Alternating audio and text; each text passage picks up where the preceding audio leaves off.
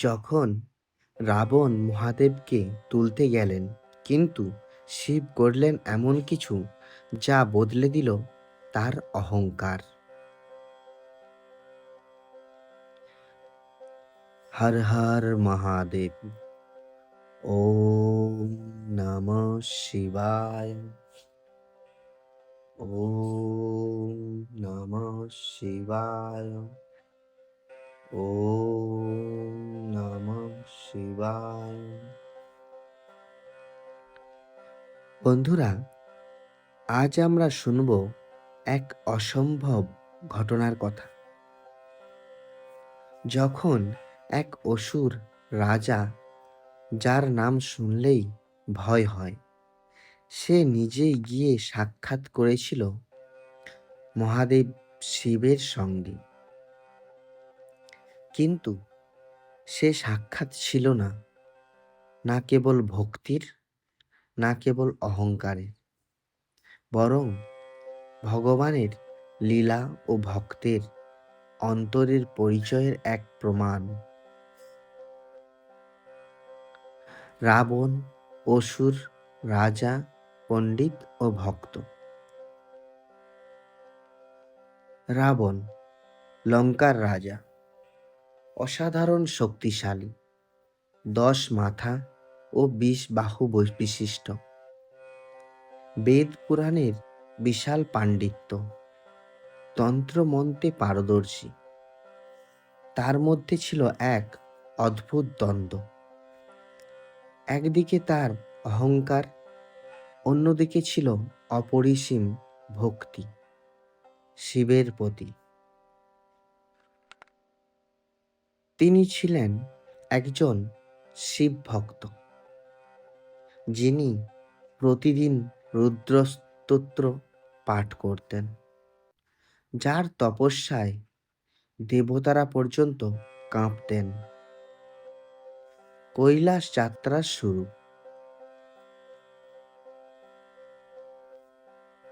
রাবণ একদিন ভাবলেন, আমি মহাশক্তিধর, আমি মহাদেবকে লঙ্কায় এনে পুজো করব, তাকে নিজের মন্দিরে স্থাপন করব, যেন রোজ পুজো করতে পারি। এই ভাবনায় সে পৌঁছালো কৈলাস পর্বতে, যেখানে মহাদেব ধ্যানমগ্ন। কিন্তু মহাদেবের ধ্যান ভঙ্গ না করে রাবণ শুরু করলেন কৈলাস পর্বত তুলে নেওয়ার তপস্যা।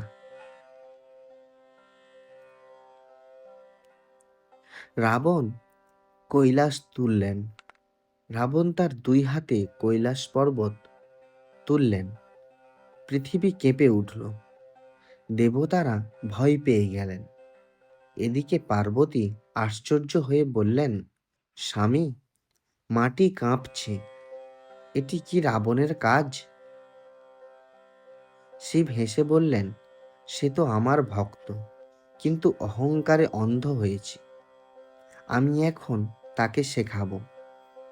ভক্তি মানে নম্রতা, ভক্তি মানে নিজেকে বিলীন করে দেওয়া।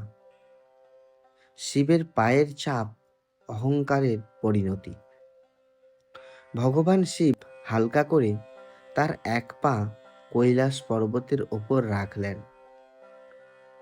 মাত্র সেই চাপেই রাবণ আটকে গেল নিচে, আর কিছুতেই বেরোতে পারলেন না।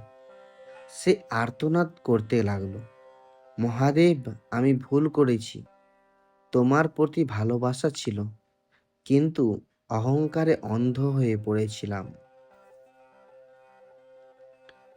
রাবণের আত্ম উপলব্ধি ও ভক্তি। রাবণ তখন আটকে থেকেই শুরু করলেন স্তোত্রপাঠ।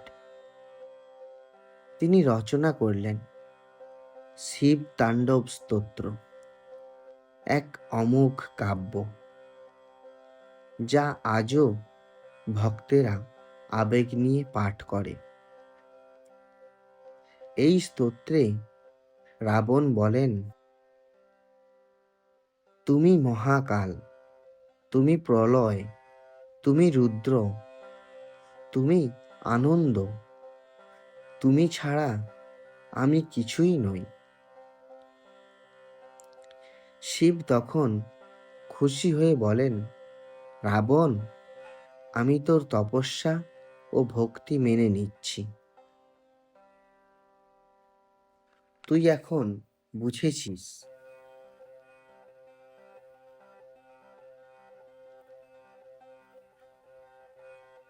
ভক্তির চূড়ান্ত রূপ বিনয়। এরপরে বন্ধুরা, আমি আপনাদের শোনাতে চলেছি শিবের আশীর্বাদ। শিব তখন আশীর্বাদ দেন, তুই অমর হবে না, কিন্তু তোর নাম, তোর স্তোত্র, তোর জ্ঞান চিরকাল বেঁচে থাকবে। তোর রচিত শিবতাণ্ডব স্তোত্র গায়ে গায়ে উচ্চারিত হবে যুগ যুগ ধরে। যে এই স্তোত্র পাঠ করবে সে আমার আশীর্বাদ পাবে। রাবণ তখন শিবের চরণে পড়ে বলে, হর হর মহাদেব। এরপরে বন্ধুরা শেষ অংশ শোনাতে চলেছি, শিক্ষা ও ভক্তির সার। এই কাহিনী আমাদের শেখায়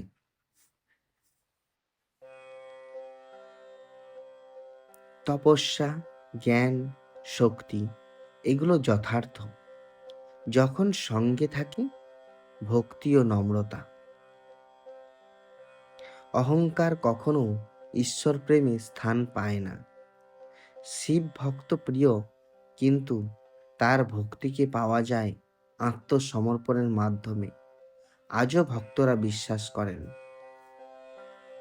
যদি কেউ রাবণের মতো সারা হৃদয় দিয়ে শিব তাণ্ডব স্তোত্র পাঠ করে, তবে মহাদেব তার কৃপা অর্পণ করেন। বন্ধুরা, এই গল্পটা কি আপনাকে নতুন কিছু ভাবতে শেখালো?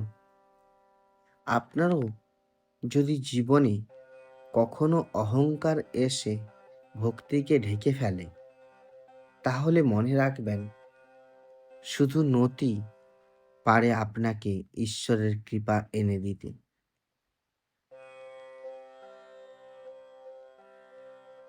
বন্ধুরা, ভিডিওটা আপনাদের কেমন লাগলো অবশ্যই আপনারা জানাবেন। কমেন্টে লিখুন, ওম নমঃ শিবায়। ভক্তি চাই, অহংকার নয়।